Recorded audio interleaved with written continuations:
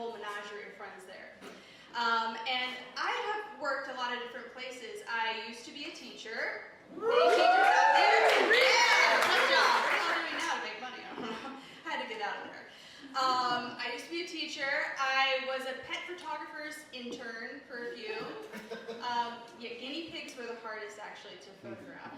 And I was also a nurse's ass. Because at one point I didn't know that ASS was not the abbreviation for assistant. It was actually my mom's ass, because she worked in the clinic, so, you know, I made my little name tag. I was super proud of myself, nurse's ass. But by far, my favorite job of all time was a Peace Corps volunteer in Indonesia. And thank you, yes, it's a hard job.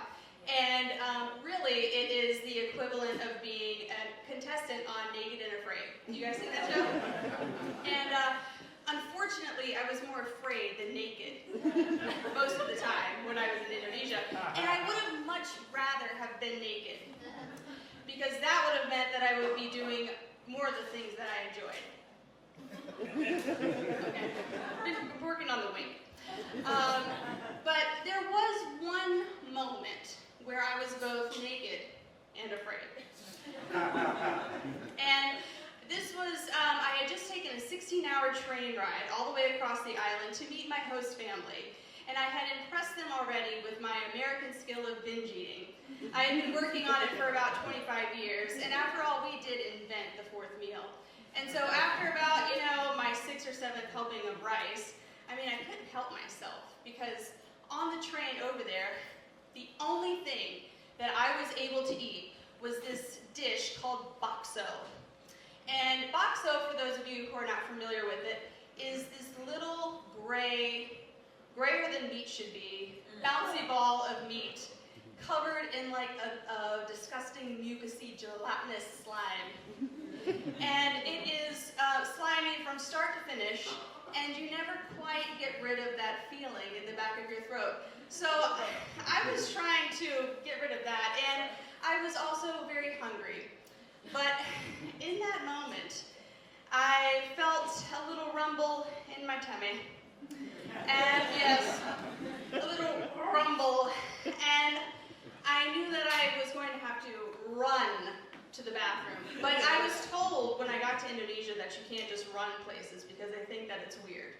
So I skipped, okay? I skipped, butt cheeks clenched to the mandi, and the mandi is the bathroom. And if you've never used a squatty potty, you've got a latrine of water here, you got your bucket, you squat down, you say a prayer, and you do your thing. And this has been really hard for me to describe. So there was only one way that I could think that to really soften the blow of this blowout, and that is by singing a song by one of my favorite artists, and that's Jewel. Okay? So I took my clothes off and pissed out my... All right, you guys get it.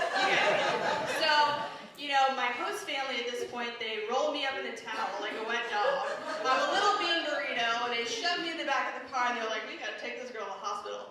So they drive 3 hours to the hospital, and as it turns out, there was a little extra something in that little gray bouncy ball of mucus that I ate, and that was an amoeba.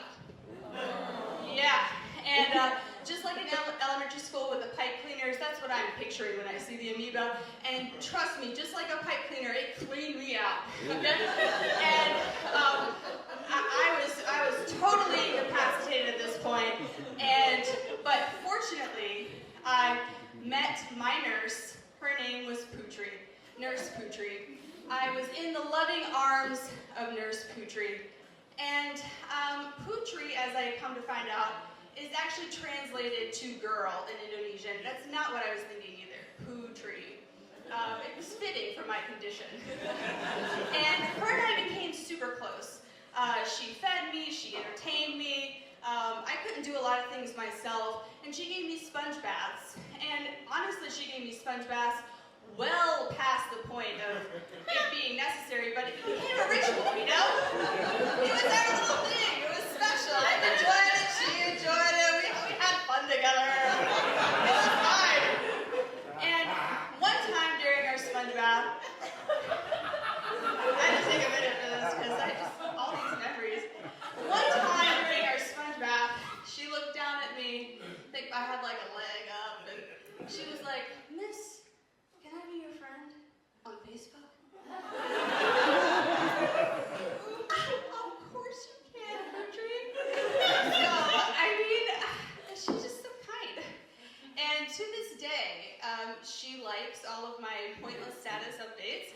She's seen me get engaged. She's seen me, lose that guy. She's seen me with a bunch of randos. She's seen me go back to school. She's seen me post cat pics. She's seen me post thirst traps. I mean, she likes it all, And I'm super grateful for her. And it just goes to show you that I can make a friend in the shittiest of situations.